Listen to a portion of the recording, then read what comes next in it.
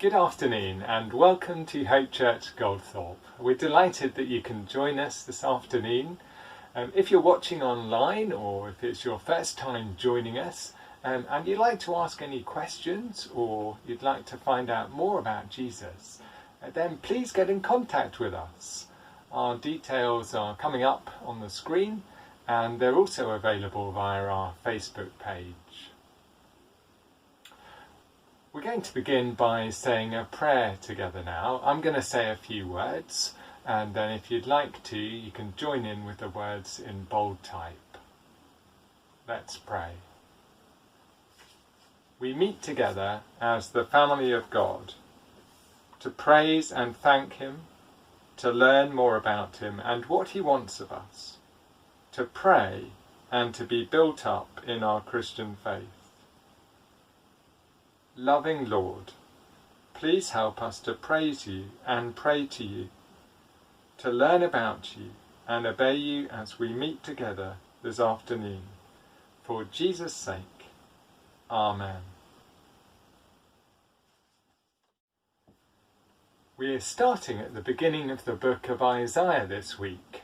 In the very first chapter, Isaiah calls God the Holy One of Israel. He's perfectly good, perfectly pure, and that makes Him worthy of our praise. There's no one like Him. So we're going to sing about Him now in our first song. Holy, holy, holy is the Lord God Almighty.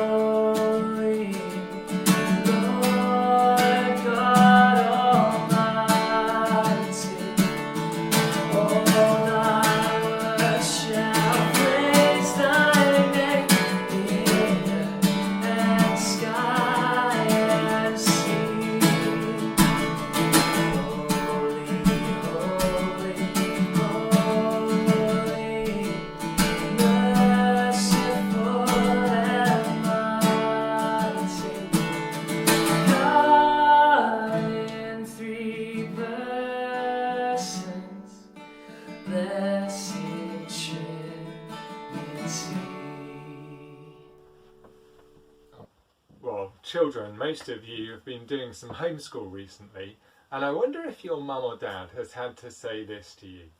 Listen! They normally have to do this because we're not doing what they want. We're doing something wrong, aren't we? And if we were doing what they wanted, then they wouldn't need to tell us that to listen, would they? We might not like to hear them say, listen! But it's really important. Imagine with me for a minute that you're walking along and you need to cross a noisy, busy road. You're feeling a bit bored and you're messing around, shouting and laughing, and you're not really looking where you're going. You're about to start walking across the crossing. Then your mum or dad shouts, stop! Listen! Stop messing around! They sound pretty cross. You know why. They've told you before not to mess around when you're near a busy road, because if you walked into the road when a car or a lorry was coming, you might get hit and really badly hurt. Well, this week we're beginning at the start of Isaiah's book in the Old Testament. Isaiah was a prophet. That means he spoke God's message to people. And the first message in his book is, listen, he says, because the Lord is speaking. He said that because God's people were doing a lot of wrong things that made God cross. Things they knew they shouldn't do because God had told them not to before. They were ignoring him. Ignoring God, the amazing creator of the whole universe, who really loved them. That's not just being silly, it's really sad, because God knows how it's best for us to live. Let's go back to where we were. You've just been told off for messing around near the road crossing. After they've told you to listen and stop messing around, your mum or dad get down on a knee beside you and they put their arm around you. And this is what they say. I don't want to be cross with you.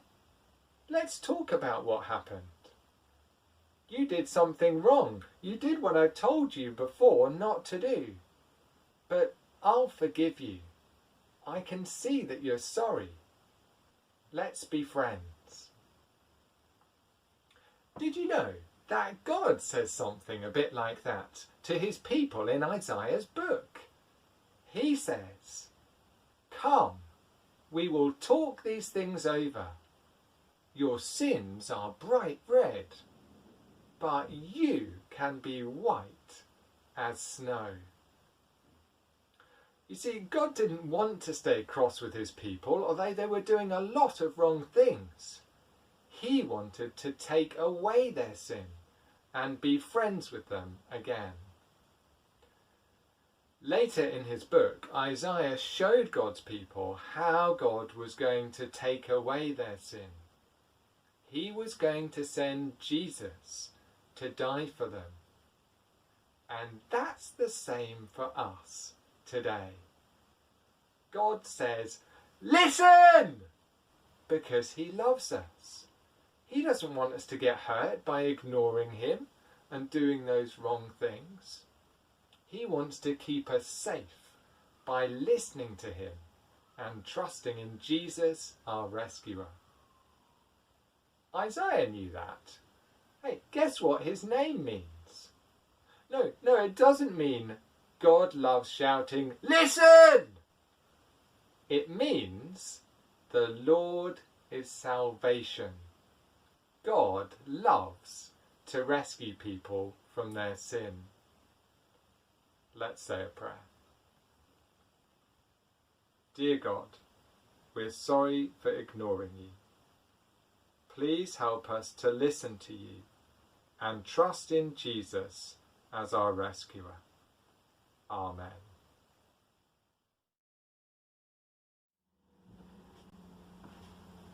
Our sins are truly like scarlet before the holy God who is perfectly pure. yet he graciously offers forgiveness to those who turn and trust in him. He alone can make them white as snow. If you want to ask him to do that for you, then please join in this prayer of confession we're going to say now. Almighty God, our Heavenly Father, we have sinned against you in what we've thought, said and done. We are very sorry and turn from all our sins. Thank you for sending Jesus to die in our place on the cross. Because of that, please forgive us everything we have done wrong and help us to love and serve you faithfully and bring glory to your name. Amen. We're going to continue with the words of the Lord's Prayer. Our Father in heaven, may your name be honoured, your kingdom come, your will be done, on earth as it is in heaven. Give us today the things we need. Forgive us our sins, as we forgive those who sin against us. Do not bring us into trials, and protect us from the evil one. For the kingdom, the power, and the glory are yours, now and forever. Amen.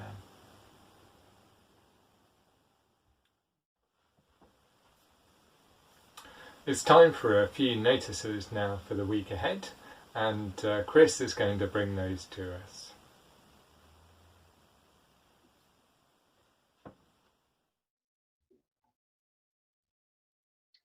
Good afternoon, everybody. Let me add my welcome to Simon's. If you've not been introduced, my name is Chris. Now might be a good time, children, for you to head to your own activities if you haven't done so already. Let me just mention a few things happening in the life of Hope Church this week. First to say that life groups will be happening as usual times this week for those who are part of life groups. And next Sunday, the Bible talk will be looking at Isaiah chapter 2, verses 1 to 22. So if you want to read ahead before next Sunday, then please do that. I'm going to hand back to Simon now. We're going to join in prayer together now, and Anna Taylor is going to lead us in our prayers this afternoon.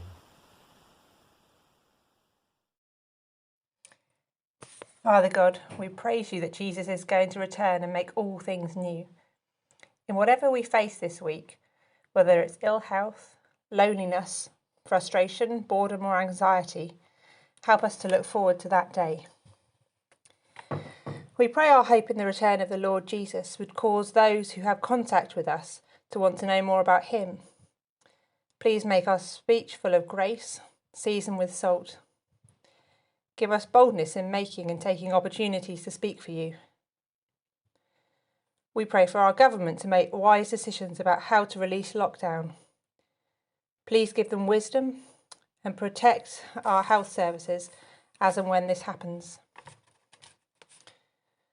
Father, we pray for Christians around the world who continue to be persecuted for their faith.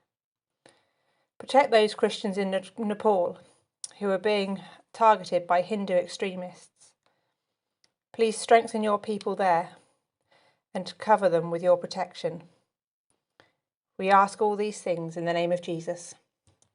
Amen.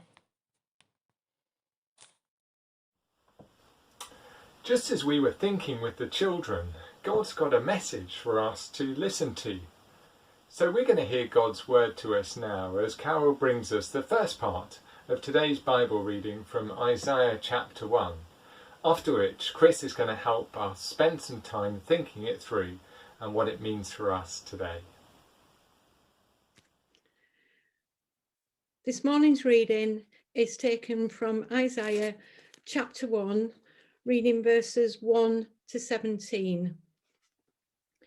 The vision concerning Judah and Jerusalem that Isaiah, son of Amos, saw during the reigns of Uzziah, Jotham, Azad, and Hezekiah, kings of Judah. Hear, O heavens, listen, O earth, for the Lord hath spoken. I reared children and brought them up, but they have rebelled against me. The ox knows his master, the donkey his owner's manger. But Israel does not know. My people do not understand. Ah, simple nation, a people loaded with guilt, a brood of evildoers given to corruption. They have forsaken the Lord. They have spurned the Holy One of Israel and turned their backs on him. Why should you be beaten anymore? Why do you persist in rebellion? Your whole head is injured, your whole heart afflicted. From the sole of your foot to the top of your head, there is no soundness, only wounds and bruises and open sores, not cleansed or bandaged or soothed with oil. Your country is desolate, your cities burned with fire, your fields being stripped by foreigners, right before you, laid waste as when overthrown by strangers. The daughter of Zion is left like a shelter in a vineyard, like a hut in a field of melons, like a city under siege. Unless the Lord Almighty had left us some survivors, we would have become like Sodom. We would have been like Gomorrah. Hear the word of the Lord, you rulers of Sodom. Listen to the law of our God, you people of Gomorrah. The multitude of your sacrifices, what are they to me, says the Lord? I have more than enough of burnt offerings, of rams and the fat of fattened animals. I have no pleasure in the blood of bulls and lambs and goats. When you come to appear before me, who has asked this of you, this trampling of my courts? Stop bringing meaningless offerings. Your incense is detestable to me. New moons, Sabbaths, and curvations. I cannot hear your evil assemblies, your new moon, festivals, and your appointed feasts. My soul hates. They have become a burden to me. I am weary of bearing them. When you spread out your hands in prayer, I will hide my eyes from you. Even if you offer many prayers, I will not listen. Your hands are full of blood. Wash and make yourselves clean. Take your evil deeds out of my sight. Stop doing wrong. Learn to do right. Seek justice. Encourage the oppressed. Defend the cause of the fatherless. Plead the case of the widow. This is the word of the Lord. Thanks be to God.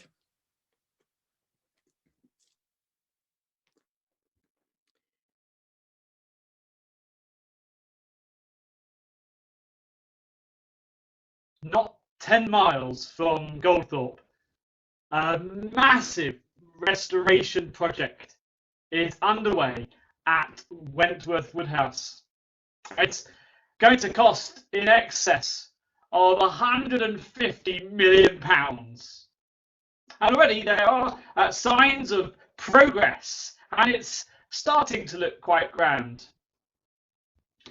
Now, stately homes may not be your thing.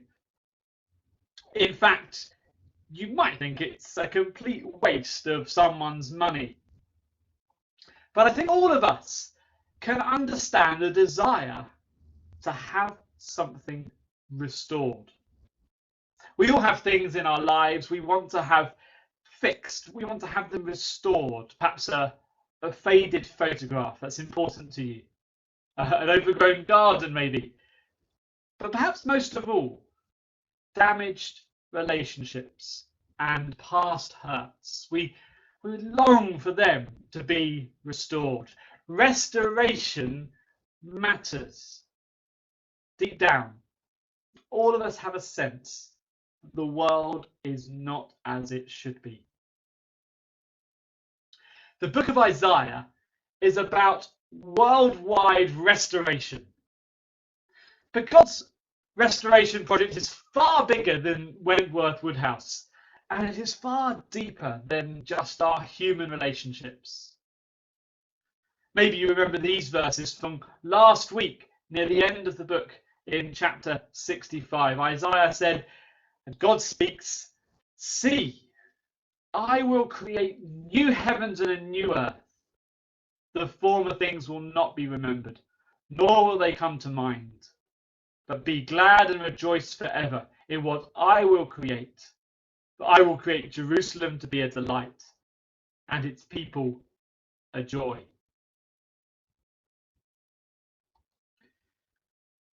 But perhaps as you remember what Carol has just read to us, the problem seems to be that God's set himself an impossible task, surely. Well, so let's ask God now for help again. Help us understand how restoration can happen, even in our ruined lives. Let's pray together again. Father in heaven, whether we'd admit it or not, each of us come before you now as ruined people. But you want to restore us, and you want to restore this world. So please help us by your word and your powerful spirit now to listen and to get on board with your restoration project. For we ask it in the name of Jesus. Amen. Now, perhaps after last week, you were expecting something a little bit more upbeat from Isaiah chapter 1. We had a wonderful reassurance as we dipped into the book last week. But this is the same God speaking. And so these words are said in love. And the loving warning that the Lord wants to bring is this: you're not listening. You're not listening. God's people in Isaiah's day were not paying attention to God, ignoring the God who had given them life. The farm animals got better sense, he says. At least they know who their master is. But God's people have forgotten about their Lord and rebelled against him. See the end of verse 4 again. They have forsaken the Lord. They have spurned the Holy One of Israel and turned their backs on him. They don't think they've got a better offer elsewhere. They can do better without God, even though he's the Holy One of Israel. That's a title for God that's going to come up a number of times in the book. Why does Isaiah call him that? Well, imagine you've got an important job interview. So important that you've decided to buy a new white shirt or blouse. You even iron it a few days before, and you hang it up out of the way, ready for the interview day. You know, it's pure, it's crisp, it's white, and it's special. It's different. You're not going to do the washing up in it. And you could say that it was holy. God is holy. And like the shirt, that means two things. It means he's absolutely pure and perfect and spotless. But also, secondly, that he is special and separate. He stands alone, unlike anything else in the whole universe. You see, he is the last person in the whole world you want to ignore and turn your back on. But that's exactly what Isaiah's nation has been doing. They are not listening. Now, God's even tried some pretty strong discipline. That's what verses 5 to 9 are about. You know, God's tried to bring them to their senses by sending foreign armies to attack them, but they still are not listening. And so, the Lord God tries calling his people out on their sin. That's verses 10 to 15. I hope you've still got them open in front of you. You've got a Bible there. In particular, God's people are deaf because they've got loads of religious activity drowning out the voice of God. At the end of verse 15, he says, "Your hands are full of blood." Now, whose blood do they have on their hands? Well, perhaps It's the blood of bulls and lambs of goats from verse 11. Remember, to highlight how serious sin is, before Jesus came, God told his people to sacrifice animals in his temple in Jerusalem. And the basic point was that animals died in place of people. And if you were to visit the Lord's temple in Jerusalem in Isaiah's day, you would have found it a very busy place, full of worshippers bringing their sacrifices. You see, their religious life looked very healthy indeed. Their hands were full of sacrificial blood. You know, we're listening to God just fine, they'd say. Just look at our rituals, our worship services. It's all good. But God is not interested in mere ritual. God is not interested in mere church services. In fact, more than that, he hates it. Just look at the staggering words in verse 14 with me. He says, your new moon feasts and your appointed festivals I hate with all my being. See, their hands may be covered in all the sacrificial blood they like, but it wearies him. You see, the problem is they have other blood on their hands. Verses 16 to 17, he says, wash and make yourselves clean. Take your evil deeds out of my sight. Stop doing wrong. Learn to do right. Seek justice. Defend the oppressed. Take up the cause of the fatherless. Plead the case of the widow. Can you see why? The Lord God hated their religious activity so much, why he wasn't listening to their prayers? Oh, because in their thinking, they shrunk God down to a God who'd be impressed by rituals and feasts. They made him into a God who doesn't really care about people and justice. And so they didn't see the real blood on their hands. They didn't hear the real voice of God. And the question we have to ask ourselves is this: could it be that we are in any way like them? Is our religion without true relationship with the Holy God?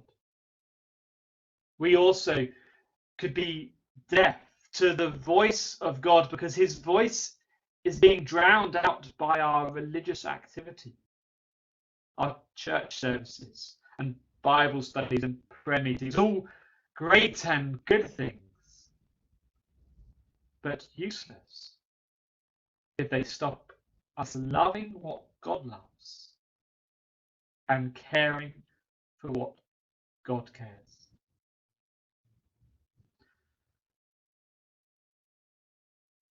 So the first section of Isaiah chapter 1 asks us, are we not listening? We're going to return to Isaiah 1 in a minute, so do keep your Bible open. But first, Simon's going to introduce us to our next song. At its heart, our sin consists in turning away from the loving God who made us, the all-powerful, mighty, holy Creator, and turning to other things that we put in his place. And our next song gives us an opportunity to say sorry to him for that, confessing those two sins that we've committed.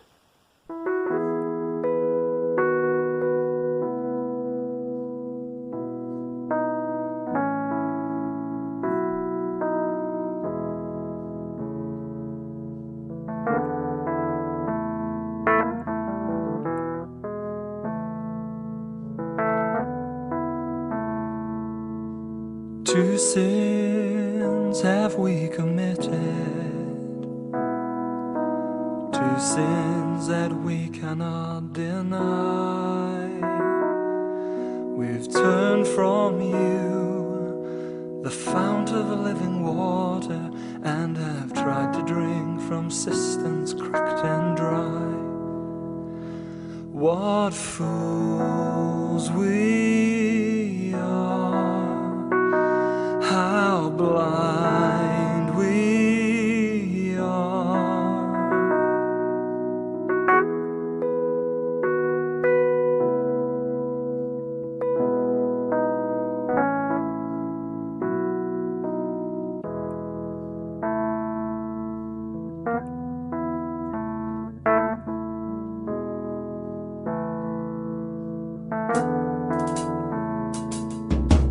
Two sins have we committed, the two sins are plain before our eyes. We've walked away from the truth that brings us freedom, and have settled for those sweet enslaving lies. What fools we are, how blind we are. Have mercy, Lord, mercy on us. Forgive us, Lord, and help us see. Change our hearts that we might live for you. Oh Lord, for you. Oh Lord, always.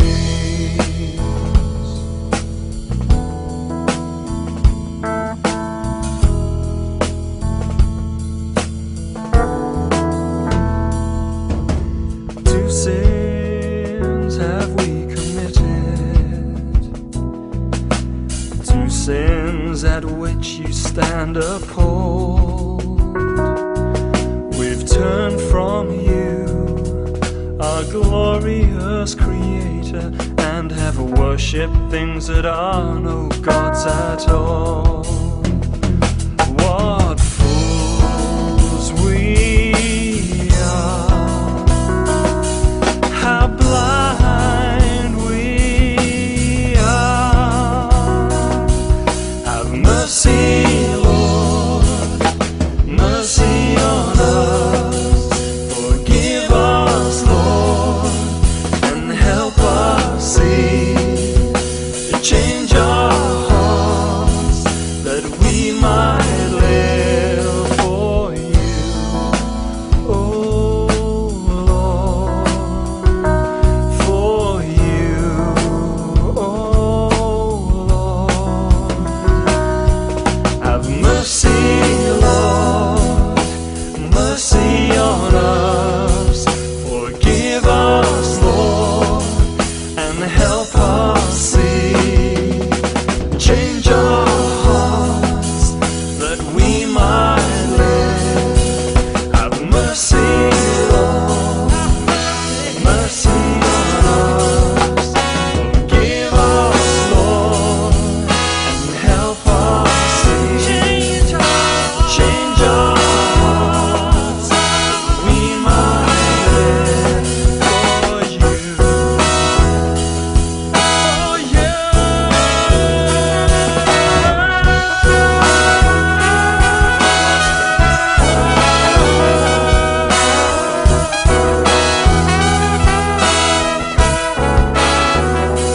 Have mercy, Lord, mercy on us. Forgive us, Lord, and help us see. Change our hearts that we might live for you. Oh Lord, for you. Oh Lord, always.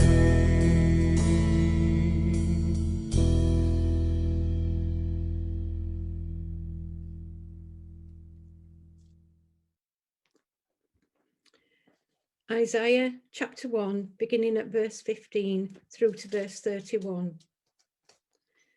When you spread, your hands are full of blood. Wash and make yourselves clean. Take your evil deeds out of my sight. Stop doing wrong. Learn to do right. Seek justice. Encourage the oppressed. Defend the cause of the fatherless. Plead the case of the widow. Come now, let us reason together, says the Lord. Though your sins are like scarlet, they shall be as white as snow. Though they are red as crimson, they shall be like wool. If you are willing and obedient, you will eat the best from the land. But if you resist and rebel, you will be devoured by the sword, for the mouth of the Lord has spoken. She once was full of justice, righteousness used to dwell in her, but now murderers. Your silver has become dross, your choice wine diluted with water. Your rulers are rebels, companions of thieves. They all love bribes and chase after gifts. They do not defend the cause of the fatherless. The widow's case does not come before them. Therefore the Lord Almighty, the mighty one of Israel declares, I will get relief from my foes and avenge myself on my enemies. I will turn my hand against you. I will thoroughly purge away your dross and remove all your impurities. I will restore your judges as in days of old, your counselors as at the beginning. Afterwards you will be called the city of righteousness, the faithful city. Zion will be redeemed with justice, penitent ones with righteousness. But rebels and sinners will both be broken, and those who forsake the Lord will perish. You will be ashamed because of sacred oaks in which you have delighted. You will be disgraced because of the gardens that you have chosen. You will be like an oak, fading leaves, like a garden without water. The mighty man will become tinder, and his work a spark. Both will burn together, with no one to quench the fire. And this is the word of the Lord. Thanks be to God.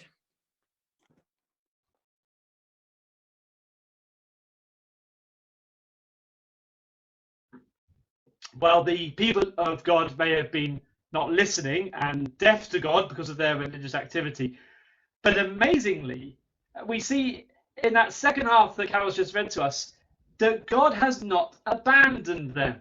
God has not abandoned. They are not abandoned.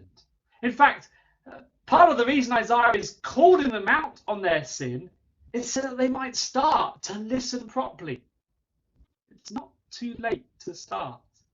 It's a quite amazing thing about the Lord. Whether for the first or the 1000th time, today is the day you can start listening to God properly. There is hope for each of us because God has not abandoned his promise to restore people. This is our only hope. Now, that not abandoned by God to face the consequences of our rebellion, that not abandoned comes because he has not abandoned his promise to restore his people. Remember those verses we just read, verse 21. We saw Isaiah saying, see how the faithful city has become a prostitute. She once was full of justice. Righteousness used to dwell in her, but now murderers. You see, this is what Isaiah sees. He sees the current state of God's people, pictured like a spouse meant to be faithful to God. But instead they are unfaithful, selling themselves out to other saviors. No longer a place of justice, he sees, but a place of danger and violence. But then, did you see later on, just a few verses on, in verse 26, what does God say? I will restore. I will restore your leaders as in days of old, your rulers as at the beginning. Afterwards, you will be called the city of righteousness, the faithful city. See, God has not abandoned his people because he has not abandoned his plan to restore his world. It sounds great, but how is it possible? Well, the answer really comes through the rest of the book of Isaiah, but there is a very strong hint here. I wonder if you saw it there in verse 18, words that Simon shared with the children earlier. Verse 18, God says, "Come now, let us settle the matter. Though your sins are like scarlet, they shall be as white as snow. Though they are red as crimson, they shall be like wool." You know, there is staggering grace in the Lord's words here.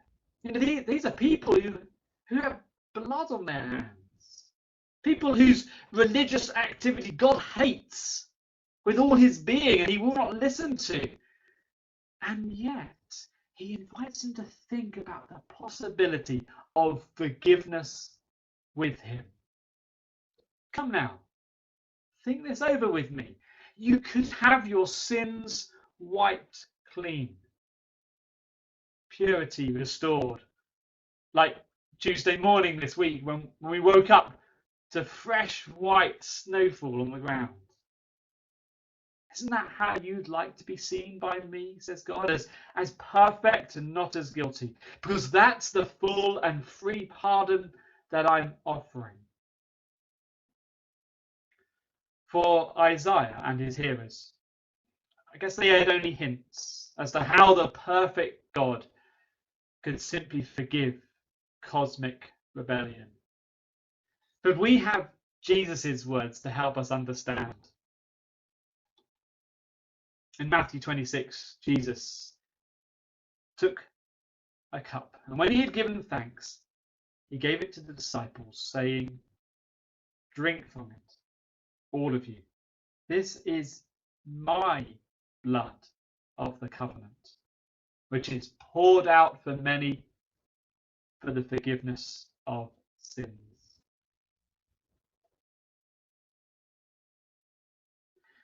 To wash those with blood-stained hands, Jesus' blood had to be spilt and poured out so that many could be forgiven. On the cross, in our place, Jesus was abandoned, and he faced the terrible not listening of God. He did that for us so that we could be not abandoned. It is a quite staggering invitation, isn't it, for rebels like you and I? Well, surely there must be a catch somewhere. Well, no catch. But in a way, there is a condition. Jesus puts it this way. He says, "Whoever believes in the Son has eternal life, but whoever rejects the Son will not see life, for God's wrath remains on them." Isaiah puts it this way. "If you are willing and obedient, you will eat the good things of the land. But if you resist and rebel, you will be devoured by the sword." So listen, as we close, friends, here's how God wants us to respond to his invitation. Not to earn the invitation, but how we take it up on him. Firstly, be willing. He says, be willing. Not perfect, but willing. Willing to listen. Willing to admit fault. Willing to admit that often we're not very willing. Willing to seek change. Willing for God to demand that our whole lives be reorganized around him. Not just Sundays, but every moment of every day. Be willing. Finally, he says, be obedient. Not obedient like a dog, but obedient, loving child, wanting to honour their parents. This means taking God's concerns seriously, loving what he loves, justice, and caring for his cares, the lost, the lonely, the hungry, all flowing out from a deepening love for the Lord who invites us to hold out our blood-stained, rebellious hands to him so that he can wash them clean.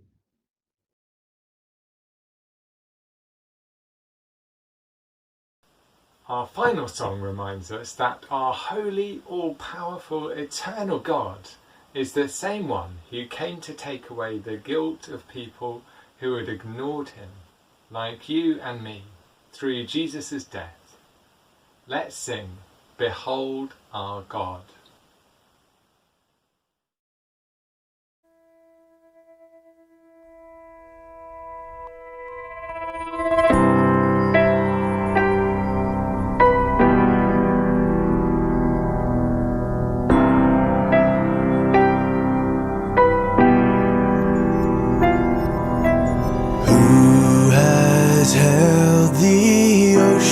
In his hand, who has numbered every grain of sand.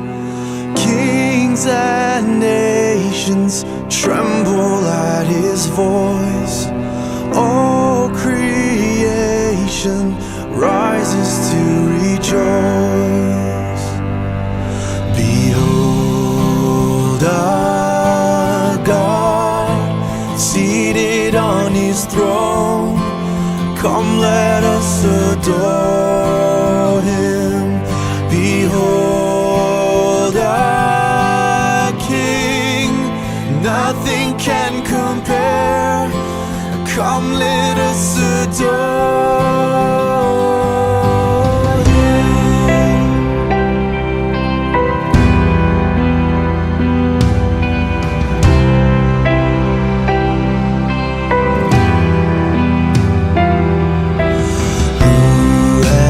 given counsel to the Lord.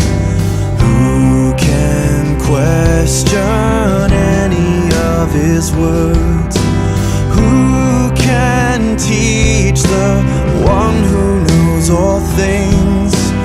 Who can fathom all his wondrous deeds? Behold our God, seated on his throne. Come, let us adore him. Behold our King, nothing can compare. Come, let us adore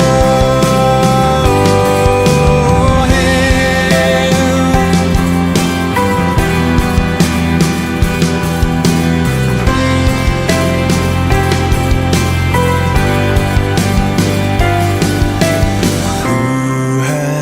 Felt the nails upon his hands, bearing all the guilt of sinful men. God eternal, humble to the grave. Jesus Savior, risen now to reign. Behold our God, seated on his throne. Come, let us adore him. Behold our King, nothing can compare. Come, let us adore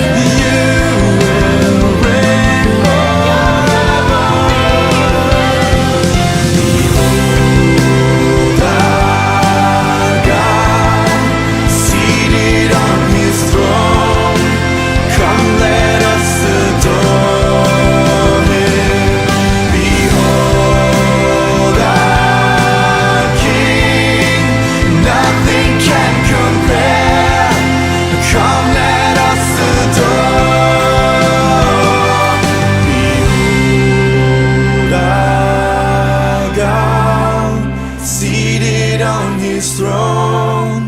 Come, let us adore him. Behold our King, nothing can compare. Come, let us adore him.